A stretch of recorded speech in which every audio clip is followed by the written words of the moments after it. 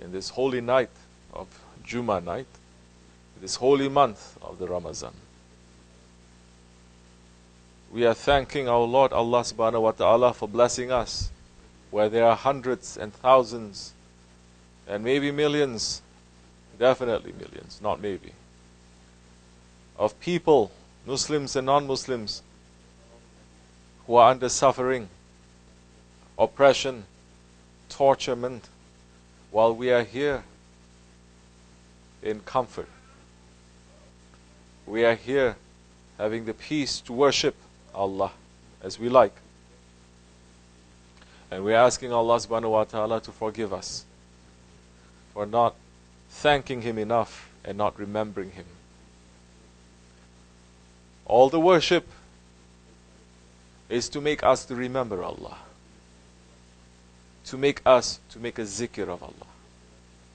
If our worship is not making us to remember Allah, to remember His blessings on us, His mercy on us, not to remember how far we are from Allah, that is not a worship.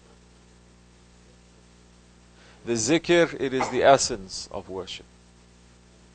Praying 5 times a day, if we are not remembering Allah and giving thanks to Him consciously, actively, then that worship that we just did is also a routine, robotic action, no value. Our fasting, our zakat, our hajj, if we are doing it for show, which today so many people, they are going to Umrah, they're going to hajj for show, for vacation, for shopping, for dunya. Hajj or Umrah is supposed to remind you about Akhirat, for Judgment Day, but they are going there to be reminded about their nafs and about shopping and about the dunya. What is the value of that Hajj or that Umrah then? Staying in 5-star hotels, 3-star hotels, mashallah. Today, these days, Muslims are very proud of it. They're bragging to each other, I'm staying in 3-star hotel, you know. I'm going to Umrah. Very expensive package I'm going for. I'm staying in high-class places. Zem Tower. Subhanallah. Muslims are saying this. What kind of Muslims is this? Murids are saying this now. Say to me when Shaykh Effendi is encouraging people, liking it. Forget about Murids. Muslims going there to make a show, to spend thousands and thousands of dollars to go shopping, to say, I stay in high-class hotels. That is supposed to be our pilgrimage. What is the reason that you're wearing the ihram? The white cloth that you're wearing, that everyone must wear when you're there for the Umrah, for the Hajj. That is not even allowed. What? Stitching, isn't it? In the clothes. In your ihram, the white cloth that you are wearing, what is that supposed to symbolize? It is not a symbol. It is real. It is not symbol. It is real. That is your funeral shroud. What is the reason we're wearing a turban? That is our funeral shroud. Because we recognize this is not our home. Our original home is the hereafter. It is with Allah. We are going there to die. You are going to the Umrah and the Hajj to make a rehearsal of the Judgment Day of death. You are there to remind yourself of death, to be in practice, rehearsal of death, not for dunya, but people, murids, are going there for dunya. Allah, Allah. How is this going to be blessed? Which high station you're going to reach now? Not high station, you're going to reach, sink lower and lower and lower, and shaitan is fooling you. In this holy month, shaitan is locked up, but by remote control, he can fool you, and people fall into a ghaflat. Free yourself from ghaflat. Free yourself from heedlessness. Free yourself from being fooled. Be with those who are not going to be fooled. Be with those who are always watching and being aware and being cautious and being suspicious of themselves. Be with those who are intelligent ones. Be with those who are always thinking and questioning and remembering Allah.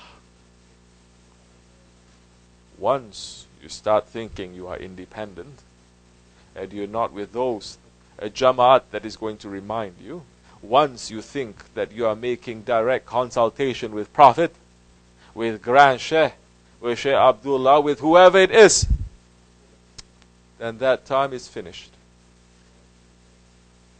It's finished. Why you have to follow a Sheikh then if you can make direct consultation with higher ones? And the actions is showing. When you're not making consultation, you're making consultation directly with higher ones, then you can make up anything you want to say.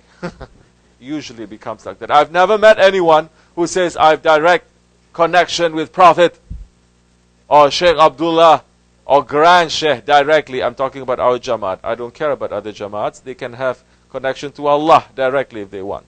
It's not our concern. Our concern is speaking what concerns us is our Jamaat.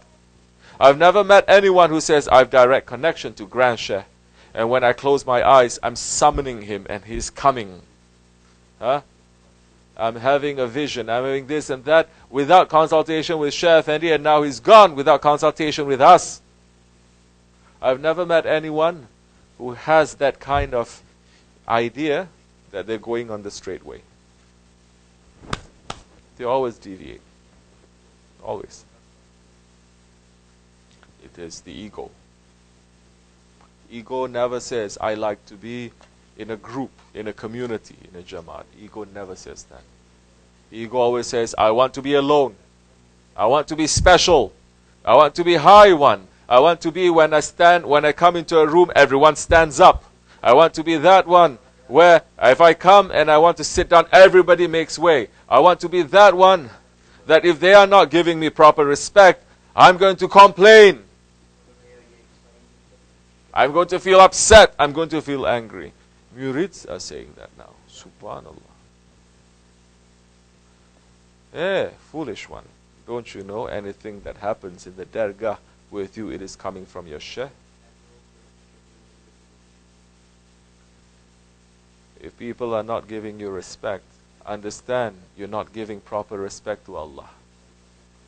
You're not giving proper respect to Prophet. You're not giving proper respect to the ropes of Allah.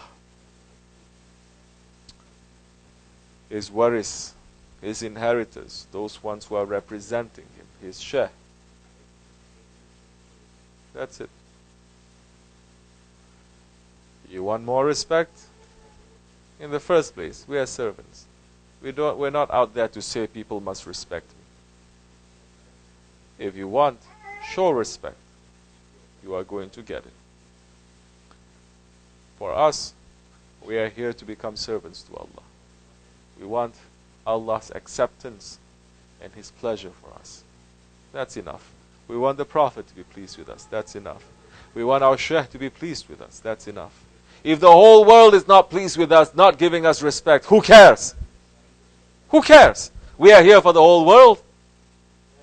We are created for the world. We are here for Allah's sake. Start pleasing Allah and His representatives. That time you will find pleasure in everything. Even if the whole world turns sour and bitter, you will find pleasure in it because you know your Lord is happy. But when you don't show respect and you're not happy with that one who is directly above you, even if this whole world gives you up its treasures and its pleasures, you will never be happy. Yes, that time you're going to look for the treasures and the pleasures of this world to find happiness for you. You're going to say, I need to go on a high-class Hajj. I need to go staying in a high-class hotel. in the Mecca Mukarramah, so that the Kaaba is right at my feet. Don't you know it is haram in that area there for buildings to be higher than the Kaaba? Don't you know who built the highest buildings? It's Firaun and it's Namrud challenging Allah. And now you are participating in that, staying in haram structures. That Prophet is saying, when you see, you know that the final hour is coming when you see the naked and the barefoot and the destitute Bedouin Arabs. They are racing to build tall buildings. Watch out. The final hour is coming. We should be careful, inshallah. We should remember Allah. Not just to remember Allah, saying Allah, Allah, Allah, Allah, that's the only time you remember. But outside of zikr, you don't remember. When you're working, you don't remember Allah. When you're thinking, you're not remembering Allah. Remembering Allah means you're going to take whatever lessons, whatever wisdom that Allah has shown through His Prophet, through the sheikhs, and you're going to take it and apply it in your life. That is remembering Allah. Otherwise, we can teach a parrot to say Allah, Allah, Allah too. That parrot can do it better than so many of you, because so many of you are sleeping during the zikr. But it does not make that parrot to become a wali, a saint. So we should wake up, inshallah rahman. We should understand, don't let these months to be a curse to us. Don't let these days to be a curse to us. These are holy days. If you have nothing better to do, keep yourself to yourself. Don't go out there collecting more curses. وَمِنَ اللَّهُ تَوْفِيقٍ. Al-Fatiha.